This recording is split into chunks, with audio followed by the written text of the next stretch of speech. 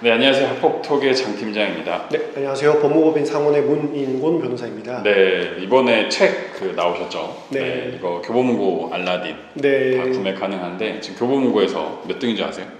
잘 모르겠습니다. 모르겠군요. 네. 아직 130등입니다. 예, 더 열심히 네, 하겠습니다. 조만간 아마 10위권 안에 들 거라고 저는 생각합니다.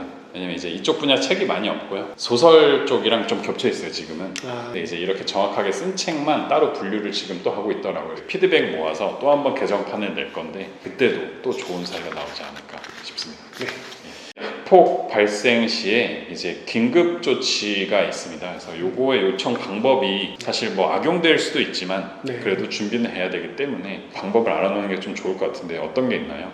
일반적으로 정말 잘 모르시는 학폭을 처음 겪으시는 부모님들께서 학폭 신고를 하면 학폭위가 열리지 이 정도만 다들 알고 계세요. 그런데 이제 이것보다 더 중요하고 어떻게 보면 또 별개로 또 챙겨야 되는 것이 신고를 하게 되면 최소 3일에서 최대 7일까지 학교장 재량으로 가해자와 이제 분리 조치를 하게끔 되어 있습니다. 네네. 주말이랑 공휴일을 포함을 합니다. 이것은 이제 학교장이 이제 막 선택을 해서 하냐 마냐의 문제가 아니라 이제 인지를 해서 이렇게 신고가 들어와서 지금 분리 조치를 해야겠구나 하는 네. 시점부터는 이제 필수적으로 이제 진행이 되는 것이고 보통 7일 이렇게 분리 조치를 하게 됩니다. 네. 7일 분리 조치를 하게 되고 여러 가지 방식이 있지만 보통은 이제 집에 있게 한다라든지 아니면 다른 교실에서 이제 수업을 받게 한다라든지 요건 이제 학교 상황에 따라 좀 달라지는 것이 그렇죠. 어쨌든 그 학생이 이제 분리되고 이제 피해 학생은 계속 다닐 수 있게끔 네. 그런 식으로 분리 조치가 주로 이루어지게 됩니다. 그래서 뭐 사실 여러 가지가 있는데 첫 번째는 뭐 서면 사과도 있고 뭐 접촉 금지, 돈해봉사, 특별교육, 출석 정지, 뭐 정화 이거를 빠르게 조치를 취할 수 있지만 보통은 접촉 금지 맞습니다. 정도까지만 주로 하는 걸로 예. 이제 알고 있습니다.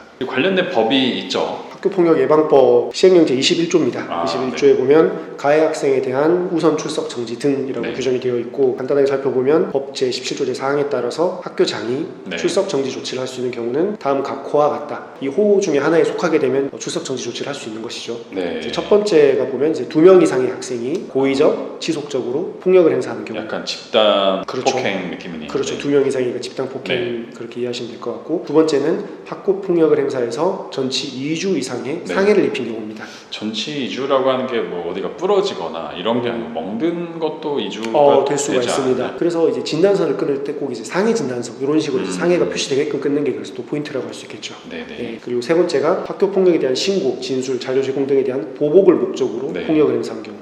이건 약간 정말 나쁜 거죠. 위험하다라고 네 번째가 학교의 장이 피해 학생을 가해 학생으로부터 긴급하게 보호해야 될 필요가 있다고 판단한 경우. 그래서 대부분 1, 2, 3번에 해당을 안 하면 4번으로 갑니다. 4번으로 가서 이거 지금 긴급하게 좀 보호를 해야 된다. 그러니까 떨어뜨려 달라. 네네. 보통 이렇게 이제 가게 됩니다. 이런 네 가지 경우를 학교장이 모를 수는 없겠죠, 요즘에는. 근데 모를 수는 없는데 이게 사람이 하는 일이다 보니까 인지를 하고도 조치를 간혹 이제 누락을 해서 안 취하는 경우가 있습니다. 근데 이렇게 될 경우에는 학교장도 나중에 추후에 또 문제가 될 소지도 있거든요. 그렇기 때문에 학교장이 그런 조치를 안 취했다. 사실 이건 굉장히 좀 중요한 조치지 않습니까? 그렇죠. 내가 예를 들어서 아이가 맞고 왔는데 그 다음 날에 또 걔랑 같은 반에서 한 교실에 있어야 된다는 건 정말 이제 좀 무서운 일이 될 수 있기 때문에 분명히 요청을 해야 되고 이 요청에 대해서 또 이제 개정된 부분이 또 있습니다. 2021년에 이렇게 또 개정이 된 부분이 있는데 다만 학교의 장은 폭력 사건을 인지한 경우 피해 학생의 반대 의사 등 대통령령으로 정하는 특별한 사정이 없으면 지체 없이 가해자와 피해 학생을 분리해야 하며 피해 학생이 긴급 보호를 요청하는 경우 제1호, 제2호 및 제6호의 조치를 할 수 있다. 이 경우 학교의 장은 심의위원회에 즉시 보고해야 한다. 라고 되어 있습니다. 그리고 관련 법도 잠깐 살펴보면 이제 학교 폭력 예방법 제16조, 제17조의 2, 법 제16조 제1항 각 호의 외의 부분의 단서에서 피해 학생의 반대 의사 등 대통령령으로 정하는 특별한 사정. 그러니까 이거는 긴급 보호 조치를 안 해도 되는 경우죠. 안 해도 되는 경우가 첫 번째가 피해 학생의 반대 의사를 표현하는 경우. 나는 그냥 분리 안 해도 돼요. 라고 하는 경우가 있고 두 번째는 교육활동 중에 아닌 경우. 피해 학생이 교육활동 중에 아닌 경우. 그리고 세 번째가 이미 가해자와 피해 학생이 분리된 경우입니다. 대부분의 경우 여기 이제 속하지 않는 경우가 많고요, 사실 실무적으로. 그러면 이제 사실 실질적으로 긴급 보호 조치를 해야 된다는 거죠. 네, 맞습니다. 사실 일주일이라는 기간이 어떻게 길면 길 수 있고 짧으면 짧을 수 있는데 이 일주일 동안 저희가 앞서 설명드렸던 부모님이 하셔야 되는 그 액션들 그 일주일 동안 빨리 하셔서 심의위원회가 준비될 수 있도록 하는 어떤 그 최소한의 방어망이다. 네. 이렇게 보면 될까요? 그렇죠. 요즘은 그리고 이 학폭이 워낙 또 핫하다 보니까 네. 이제 사회적으로 신고만 들어가도 사실 바로 거의 분리 조치가 이루어지긴 합니다. 하지만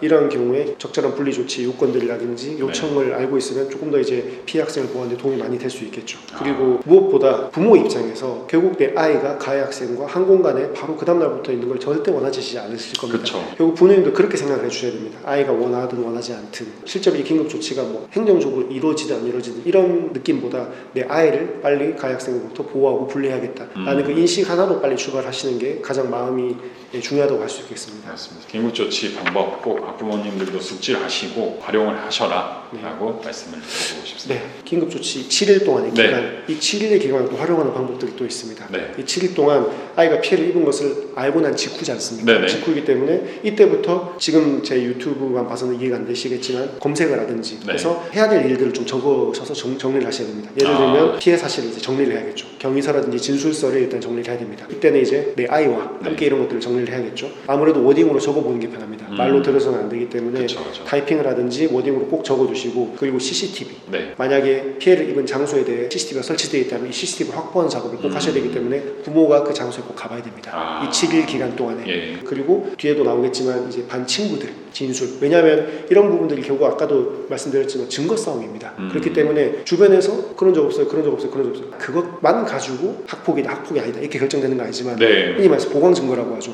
이러이러한 사실들도 있고 이러이러한 증거들도 있는데 주변 친구들도 얘가 학폭을 저지른 게 맞다고 진술하고 있다. 그렇죠. 동일한 진술이 많이 나올수록 좋은 맞습니다. 거죠. 예, 또 그 시기에 그 장면을 목격했던 목격자 친구들이라든지 그런 친구들의 증언은 상당히 또 신빙성이 있다고 판단하기 때문에 이런 진술을 빨리 모아야 됩니다. 말씀드렸다시피 아이들은 기억이 빨리 이제 좀 희석이 되고 증거도 빨리 희석이 되는 경향이 있기 때문에 이런 친구들에게 하다못해 카톡도 괜찮습니다. 내가 그때 걔한테 맞았었잖아. 단순히 맞았었잖아라기보다 내가 구체적으로 몇 대를 어디 부에 맞아서 그때도 먹는 거 봤지, 나 울었는 거 들었잖아, 이런 식으로 좀 구체적인 진술에 대한 답변을 남겨놓는 게 굉장히 좀 필요하다고 할 수 있습니다. 구체성에 대해서 또 증거 능력을 조금 더 높게 볼 수 있기 때문에 그렇습니다. 네. 굉장히 짧은 시간이지만 준비할 게 많다. 그렇죠. 이 7일의 기간 때 그걸 확보하는 것이 어떻게 보면 학폭 추후에 쉽게 가냐 어리게 가냐를 가르는 갈림길이 될 수도 있습니다. 그렇죠. 그리고 또 변호사님하고도 상담할 때 그냥 가시느냐 이런 걸 준비해서 가느냐. 변호사님하고 뭐 전화 오늘 한다고 내일 만나는 게 아니에요. 변호사님들은 바쁘기 때문에 뭐 3, 4일 뭐 많게는 일주일 뒤에도 약속을 잡을 수 있거든요. 그러니까 그동안에 내가 할 수 있는 걸 다 해야지 변호사님 만나면은 뭐 영화처럼 그분들이 막 현장에 가서 모든 증거를 다 수집해오고 그렇진 않습니다. 탐문조사하고 그럴 수가 없어요. 현실적으로. 그리고 실제로 변호사들한테도 찾아가면 제가 아까 말씀드렸던 이것들을 다 하라고 합니다. CCTV 준비해서 확보하세요. 오셔라. 네, 이거 하세요, 이거 하세요. 그러니까 어차피 이 얘기를 들으러 갈 바에야 선제적으로 이런 것들을 먼저 준비해서 변호사를 만나면 좀 더 상담도 효율적으로 이루어질 수 있고 사건도 수월하게 흘러갈 수 있습니다. 어떻게 보면 유튜브가 그 1차 상담 뭐 30만 원의 비용을 아껴주는 뭐 그런 역할도 그렇죠, 하고 많습니다. 있을 거라고 봅니다. 이거 갑자기 생각난 건데 예전에 최면 수사가 한창 유행이었을 때가 있었을 것 같아요. 아이들이 생각해내기 싫을 수 있잖아요. 그때 그렇죠. 최면을 만약에 했을 때 이 네. 법적 효력이 있나요? 근데 이게 또 조금 애매한 부분이 있는 것 같은 게 네. 쉽게 비유를 드리자면 거짓말 탐지기라고 좀 또 이제 비유를 좀 드리고 싶은 게 이 네. 거짓말 탐지기도 결국 심리 상태에 이제 자기가 그 심장 아. 박동수라든지 이걸 가지고 진실을 말했냐 아니냐인데 이게 절대적인 증거가 되진 않습니다. 어떤 보강이 됐으면 녹취보다는 예, 약하다는 맞습니다. 거죠. 최면 수사 같은 것도 이제 최면에서 이렇게 나왔으니까 이게 무조건 진실이다 이렇게 하는 것보다 그 최면을 걸었을 때 그 당시 상황을 얼마나 구체적으로 기억을 하고 진술을 하고 있는지에 따라서 증거력을 이제 인정을 하겠죠. 이제는 그런 증거들보다는 조금 더 객관적인 설류적인 증거들 그런 것들 위해서 판단을 하는 것이 많고 최근엔 거의 잘 보지 못했던 것 같습니다. 그러네요. 네. 네. 여기까지 좀 이야기를 드렸고 다음 또 영상에서는 CCTV 활용을 해서 어떻게 또 증거 수집을 하느냐, 녹음 파일 어떻게 활용하느냐 이 부분을 또 말씀드리도록 하겠습니다. 네, 감사합니다.